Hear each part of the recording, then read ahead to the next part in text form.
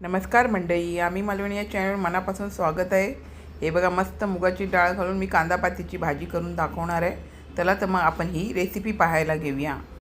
हे बघा मंडळी, छान अशी आपण कांद्याची पात धुवून घेतल्याच्यानंतर मस्त असं कैचीचा वापर करून मी त्याला बारीक करून घेते आणि राहिलेले जे कांदे असतात ते सुरीने व्यवस्थित असे बारीक करून घ्यायचे, जेणेकरून असे पटकन आपली भाजी कापली जाते। आणि कांद्याच्या पातीची भाजी तुम्ही जर अशा पद्धतीत मी दाखवली आहे त्या पद्धतीत एकदा करून बघा। न खाणारे पण नक्की ही भाजी आवडीने खातात। सहसा कांद्याची पाताची भाजी कोणाला आवडत नाही, पण कांदा जितका पौष्टिक तितकाच हेल्दी आहे हे पण लक्षात ठेवा।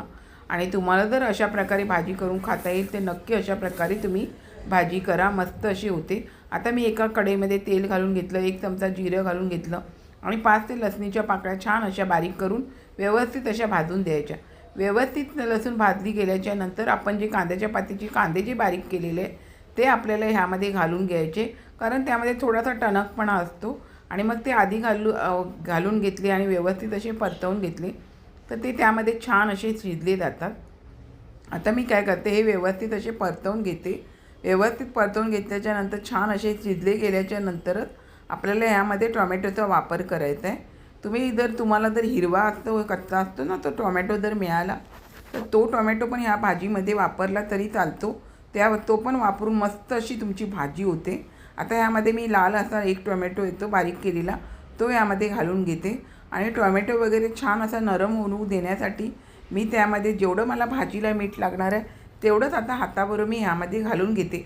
नंतर पुन्हा मिठाचा वापर करणार नाही आहे, नाहीतर तुमची भाजी खारट होण्याची शक्यता असते। पण काय माहिती आहे, टोमॅटो छान असा नरम होऊ देण्यासाठी आपल्याला हा मिठाचा वापर केला ना, का तुमची समजा टिफिनसाठी सकाळीच जर तुमची भाजी करायची असेल तर अशा प्रकारे टोमॅटो शिजण्यासाठी मीठ घालून घेतलं ना तर व्यवस्थित असे तुमचे टोमॅटो शिजले जातात आणि पटकन भाजी होण्यास मदत होते। आता अर्धा चमचा हिंग, अर्धा चमचा हळद व्यवस्थित आणि 1 चमचा मी फक्त मालवणी मसाला घातला आहे। इतर मी मसाले कोणते वापरले नाही। कांदा बघा थोडा तिखट असतो, मग तुमची जास्त भाजी तिखट होऊ शकते, त्यामुळे मसाल्याचा वापर जरा बेताचाच करा।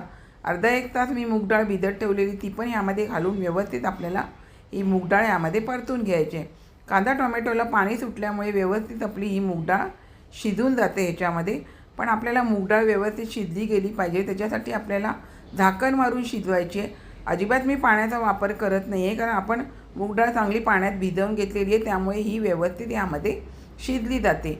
तुम्हाला मी दाखवते मूग डाळ शिजली आहे की नाही। ते मूग डाळ बघा व्यवस्थित अशी शिजली गेलेली आहे। अजून आपण कांद्याची पात वापरल्याच्या नंतर वरती व्यवस्थित झाकण मारून पुन्हा शिजवल्यावर ती अजून छान अशी शिजते। तर यामध्ये मी कढीपत्ता आणि कांद्याची पात ही सर्व घालून घेतली आणि छान अशी परतवून घेतली।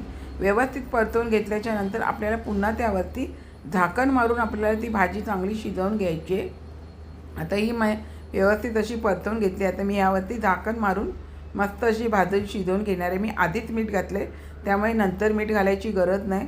आणि आता झाकण काढून आपण बघायची भाजी छान अशी शिजली गेलेली आहे। आता ही भाजी शिजली गेली तर यामध्ये तुम्ही कोथिंबीरचा चांगला वापर करा। मी आता मुठभर कोथिंबीर घालून पुन्हा परतवून घेते, कारण कोथिंबीर यामध्ये जेवढी तुम्ही घालाल ना तेवढी तुम्हाला ही भाजी अजून छान चविष्ट लागते। नंतर जरी तुम्ही शेवटी कोथिंबीर घातलात तरी चालते, पण अशा प्रकारे आधी घालून छान परतवून घ्या कोथिंबीर, त्यामुळे भाजीला छान अशी चव येते मंडळी। आता ही बघा मस्त अशी आपली कांद्याच्या पातीची मूग डाळ घालून भाजी झालेली आहे मस्त। आता त्यामध्ये ओल्या नारळाचा किस वापरते। तर आम्ही मालवणी बोललो तर आमका काय व्हायला जाता खोबरा, त्यामुळे मी खोबऱ्याचा वापर करते। पण जर शेंगदाण्याचा कूट जर तुम्ही वापरत असाल तर शेंगदाण्याचा कूट जरी वापरलात तरी चालून जातो, किंवा नाही वापरलात तरी चालतो। अशा प्रकारे भाजी ही कोथिंबीर वगैरे घालून छानच होते।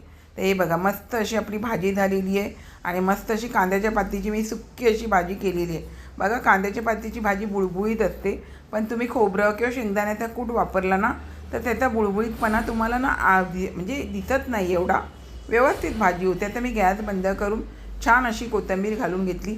1 नंबर अशी मंडळी कांद्याच्या पातीची भाजी मूग डाळ घालून होते। नुसती जरी तुम्ही केलात तरी छान होते, नक्की करा। हे बघा मंडळी, छान अशी मी कांदा पातीची भाजी करून दाखवली आहे मूग डाळ घालून। खूप छान भाजी होते, ज्यांना आवडत नसेल त्यांनी पण अशा पद्धतीत नक्की करून बघा। 1 नंबर अशी भाजी होती। आणि आवडल्यास माझ्या चॅनलला लाईक, शेअर, सबस्क्राईब, हाईप करायला विसरू नका। चला तर आता इथेच थांबते। मस्त खा, स्वस्त राहा। आपण माझे व्हिडिओ पूर्ण पाहता त्याबद्दल मनापासून खूप खूप धन्यवाद.